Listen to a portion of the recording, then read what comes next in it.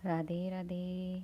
जय श्री कृष्णा। श्यामा प्यारी कुंज बिहारी श्री हरिदास। सभी प्यारे प्रेमी भक्तों को मेरा राधे राधे, जय श्री कृष्णा। तो आइए आज हम फिर अपने कन्हैया की अनोखी लीला के साथ आगे बढ़ते हुए फिर से उन्हीं के गुणों का, उन्हीं की कथाओं का गान करते हुए आगे बढ़ते हैं। मेरे कान्हा सब कन्हैया को ही क्यों मानते हैं, क्यों चाहते हैं? क्योंकि वो है ही इतने निराले।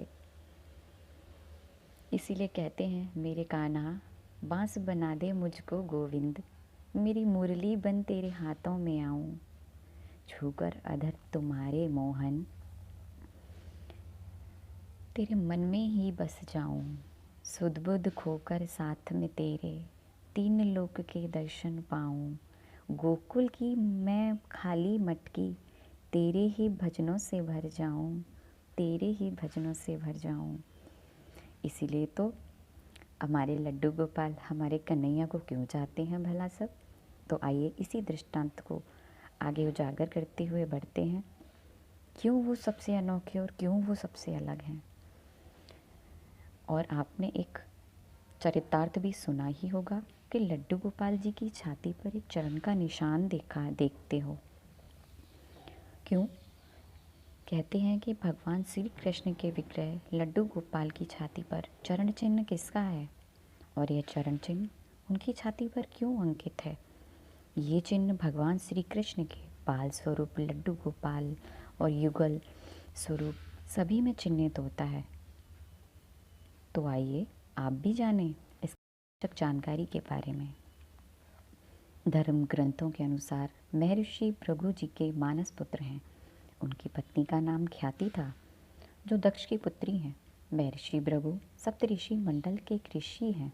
सावन और भाद्रपद में वे भगवान सूर्य के रथ पर सवार रहते हैं।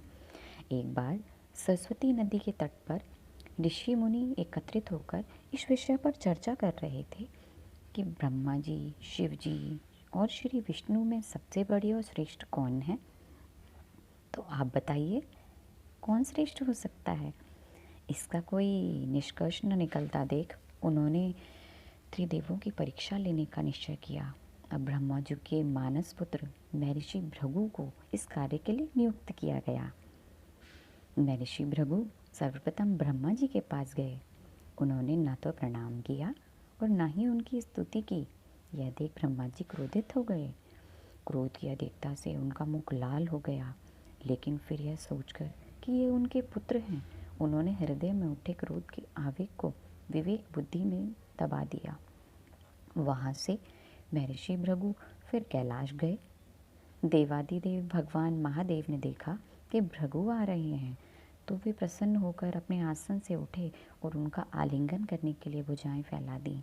किंतु उनकी परीक्षा लेने के लिए भृगु मुनि उनका आलिंगन अस्वीकार करते हुए बोले, महादेव, आप सदा वेदों और धर्म की मर्यादा का उल्लंघन करते हैं। दुष्टों और पापियों को आप जो वरदान देते हैं, उनसे सृष्टि पर भयंकर संकट आ जाता है। इसलिए मैं आपका कदापि आलिंगन नहीं करूँगा। उनकी बात सुनकर भगवान शिव क्रोध से तिलमिला उठे। उन्होंने जैसे ही त्रिशूल उठाकर उन्हें मारना चाहा, वैसे ही भगवती सती ने बहुत अनुनय विनय करके इसी प्रकार से उनका क्रोध शांत किया। इसके बाद भृगु मुनि वैकुंठ लोक में आ गए और उस समय भगवान श्री विष्णु देवी लक्ष्मी की गोद में सिर रखकर लौटे थे। भृगु ने जाते ही उनके वक्ष पर एक तेज लात मारी। भक्तवत्सल भगवान विष्णु शीघ्र ही अपने आसन से उठ खड़े हुए और उन्हें प्रणाम करके उनके चरण सहलाते हुए बोले, भगवान, आपके पैर पर चोट तो नहीं लगी? कृपया इस आसन पर विश्राम कीजिए। भगवान, मुझे आपके शुभ आगमन का ज्ञान न था, इसलिए मैं आपका स्वागत नहीं कर सका। आपके चरणों का स्पर्श तीर्थों को पवित्र करने वाला है। आपके चरणों के स्पर्श से आज मैं धन्य हो गया। इसीलिए तो हमारे कन्हैया के, हमारे कान्हा के सब दीवाने हैं, क्योंकि वो हैं ही ऐसे। तब भगवान विष्णु का यह प्रेम व्यवहार देखकर महर्षि भृगु की आंखों से आंसू बहने लगे। उसके बाद वे ऋषि मुनियों के पास लौट आए और ब्रह्मा जी, शिव जी और श्री विष्णु जी के यहाँ के सभी अनुभव विस्तार से कह बताए। उनके अनुभव सुनकर सभी ऋषि मुनि बड़े हैरान हुए और उनके सभी संदेह दूर हो गए।